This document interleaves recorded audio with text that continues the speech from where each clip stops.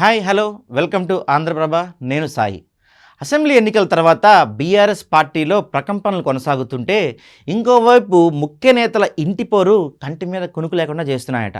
మాజీ ప్రభుత్వ chief whip Hanumakonda జిల్లా బీఆర్ఎస్ పార్టీ అధ్యక్షుడు దాస్యం విజయభాస్కర్ ఇంట్లో రాజకీయ చిచ్చు రాజుకుంటుంది. ఆయన అన్న మాజీ మంత్రి తనయుడు సొంత బాబాయ్ పైనే తీవ్ర స్థాయిలో విమర్శలు చేశారు. ఇదే ఇప్పుడు ఉమ్మడి వరంగల్ వ్యాప్తంగా ప్రకంపనలు సృష్టిస్తుందంట. మాజీ ఎమ్మెల్యే దాస్యం వినయ్ భాస్కర్ మాజీ మంత్రి ప్రణయ్ భాస్కర్ తనయుడు, వరంగల్ 60వ division BRS corporator Abhinav Bhaskar సంచలన ఆరోపణలు చేశారు.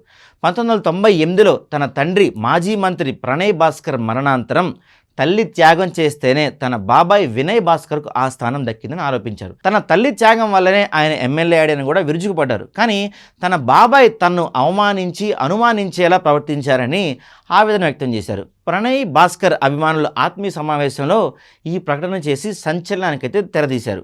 ఇటీవల ముగిసిన అసెంబ్లీ ఎన్నికల్లో తనకు Congress party Parakala ticket offer చేసిందని, కానీ బాబాయ్ భవిష్యత్తును దృష్టిలో పెట్టుకొని తాను పోటీ చేయకుండా టికెట్ త్యాగం చేశానని చెప్పారు. కానీ వరంగల్ పశ్చిమ నియోజకవర్గంలో ఓడిపోయిన బాబాయ్ తనపై చాలా అవమానకరంగా ఆరోపణలు చేశారని ఆవేదన అయితే వ్యక్తం చేశారు. ఈయన ఓటమికి తాను కూడా కారణమని ఇతరుల వద్ద వ్యాఖ్యానించడం తనను బాధించిందని ఆవేదన వ్యక్తం చేశారు అభినవ్ భాస్కర్.